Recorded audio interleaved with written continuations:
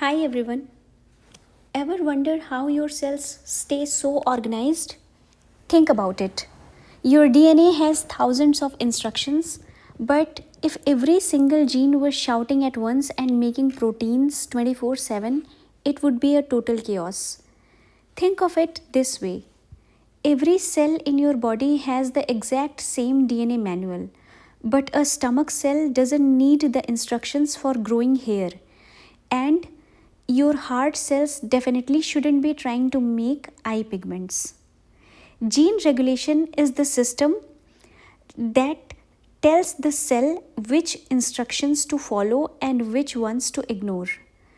To see how this on off switch works in the real world, we are going to look at a classic example found in bacteria, the LAC Operon.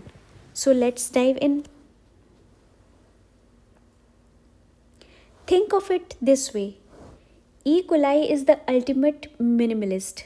It has a specific tool, an enzyme that is called beta galactosidase. It is designed for one job: breaking down lactose or milk sugar into fuel. But here is the catch: building that tool costs energy. If there is no lactose to break down, making that enzyme is like leaving the air conditioner running in an empty house. It's a total waste. To stay efficient, the bacteria only flip the on switch when the lactose is actually in the room. But when the milk sugar or lactose is gone, they shut it down. That is the heart of gene regulation. It's not just about biology, it is about survival through efficiency. We can learn this mechanism from these simple microorganisms. Why spend resources when we don't have to? Before we get into the nuts and bolts of our example, it's worth noting that gene regulation isn't a one size fits all process. In complex organisms like eukaryotes, there are several security checkpoints. You can regulate transcription, tweak the RNA processing and splicing, or even control whether the mRNA is allowed to leave the nucleus or start translation. There are checkpoints everywhere. Bacteria, however, keep it much simpler. Their main control point is right at the beginning, which is transcription. They essentially decide on the spot, are we going to make this gene or not? And that brings us perfectly to the LAC Operon. Think of Operon as the ultimate efficiency hack for bacteria. Instead of having a separate light switch for every single bulb in the room, the bacteria wire them all into one master switch. And when they need to get a job done, like processing lactose, they flip just one master switch on, and the whole team of related genes spring into action at once. Every operon has a few key players on the team. Regulatory genes are like managers. They produce the control proteins that keep an eye on the environment. Promoters are the landing pad where the engines or RNA polymerase sits down to start the work. Operators are the actual on or off switches. These are the gatekeepers that decide if the engine can move forward. And then structural genes, which are the actual blueprints for the proteins the cell needs to build. Some of the examples of structural genes are Z gene that makes beta galactosidase enzyme, and this enzyme breaks down lactose into simple sugars or monomers galactose and glucose, which eventually provide energy to the bacterial cells. Then Y gene that produces the enzyme permease, which acts like a doorway to let the lactose into the cell. Finally, the A gene that makes transacetylase to help the process, meaning all these three structural genes must work together to digest the sugar. There are other operons as well, like tryptophan operon and arabinose operon, but today we are sticking with this classic LAC operon.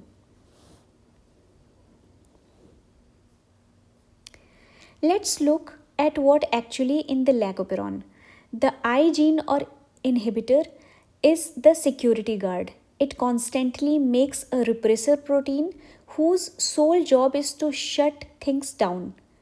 The promoter is the landing strip where the engine or RNA polymerase sits to start transcription. The operator is the physical switch. It sits right next to the promoter. If the repressor is parked here, nothing moves.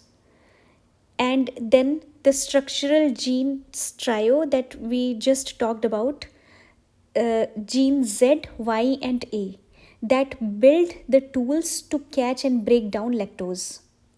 Because they share one operator, the bacteria can flip one switch to activate the whole team. This is easier to understand if I draw it out. So let me show you what happens when lactose is absent and then what happens when lactose is present in the system. So let's move on to our drawing pad.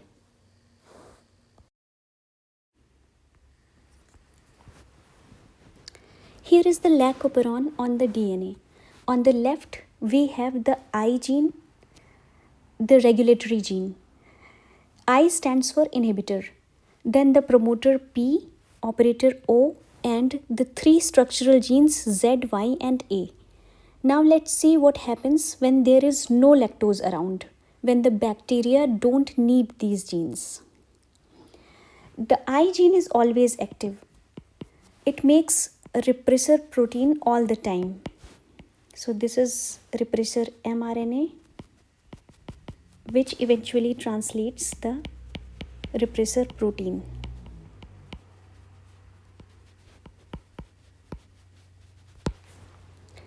So whether lactose is present or not, the repressor protein is always being produced. Now, in the case of absence of lactose, when there is no lactose present, this repressor protein will go and bind this operator region like this. It has a special shape that fits the operator region. Think of lock and key. So it binds tightly to the operator, and here is the key. When the repressor sits on the operator, it physically blocks RNA polymerase from moving forward.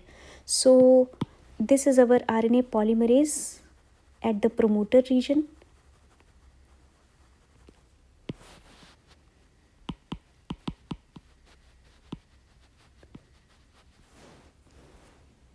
I hope you understand my handwriting.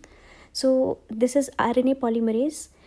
It cannot move forward because the operator site is blocked by the repressor. So because repressor physically blocks the RNA polymerase from moving forward, transcription will not happen. RNA polymerase might bind to the promoter, but it cannot transcribe the genes because the repressor is in the way, blocking it. So now the operon is off, no transcription, and no enzymes made.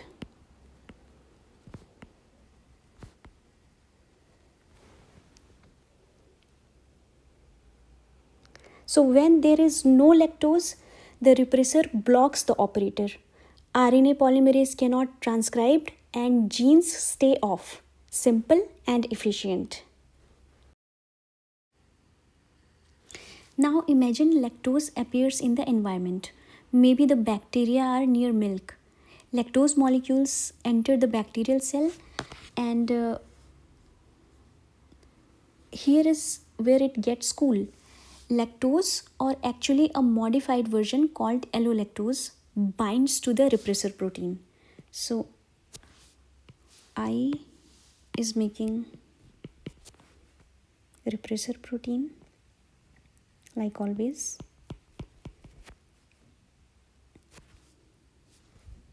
And this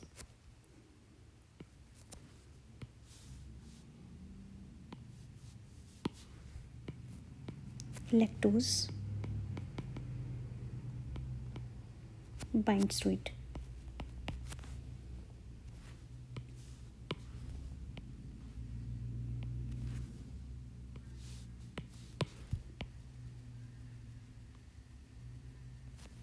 When lactose binds, it inactivates the repressor. It changes the shape of the repressor, maybe something like this.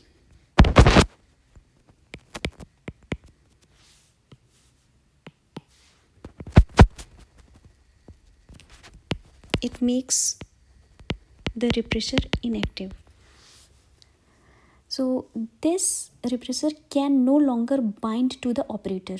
The repressor falls off or it cannot attach. It's like the key no longer fits the lock. The operator is now free.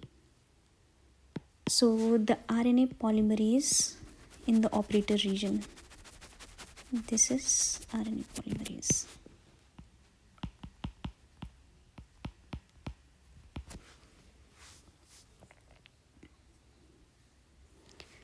Now this RNA polymerase is free to move. It transcribes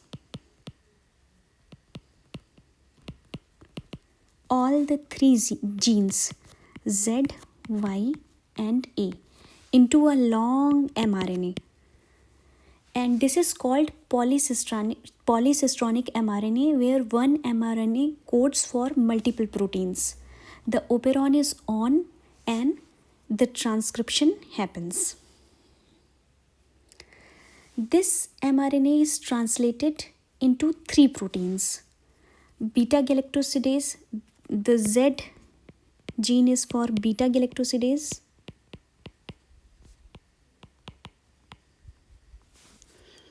Which breaks down disaccharide lactose into galactose and glucose, and bacterial cells use these galactose and glucose as energy or fuel. The second Y gene is for permease and A is for transacetylase.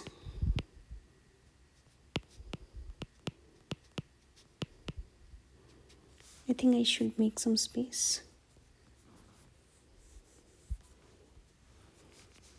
So Z for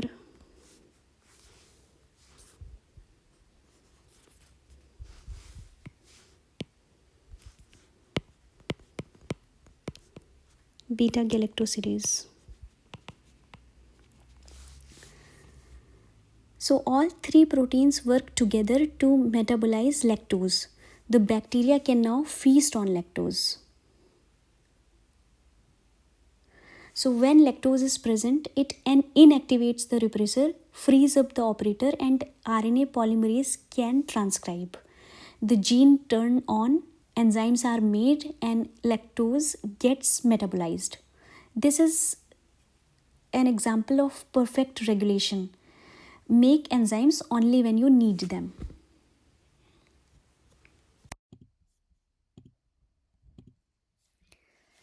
This slide summarizes what we just learned in our drawing session, and this diagram is from NCERT.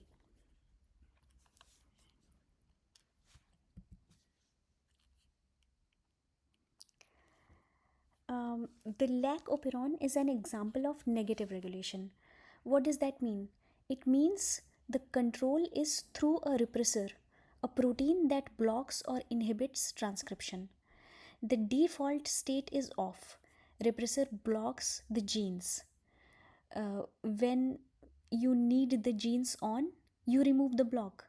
Lactose inactivates the repressor. So you're controlling by removing inhibition, hence negative regulation. Let's summarize. Gene regulation is how cells control which genes are expressed, switched on or off. This is crucial for efficiency. Why waste energy making proteins that cells don't need? In bacteria, this control mainly happens at the transcription level. An operon is a bacterial system where related genes are controlled together. The LAC operon specifically control genes needed to use lactose. When there is no lactose, a repressor protein binds the operator and blocks transcription. So the genes are off. When lactose is present, it inactivates the repressor, the operator is freed, and RNA polymerase can transcribe. The genes are on. Lactose acts as an inducer, turning the operon on. This is negative regulation because control happens through a repressor blocking transcription. It's elegant. The very substrate you need to metabolize is what triggers the production of the enzyme to metabolize it. And the most brilliant part is this system is self-regulating. Here are some important points for your NEET exams. So make sure you know all of these. And if this video helped you understand gene regulation and the LAC operon, please like and subscribe. Check out our complete molecular biology playlist. Drop any questions in the comments. I reply to all of them. Thank you for watching and see you in the next video.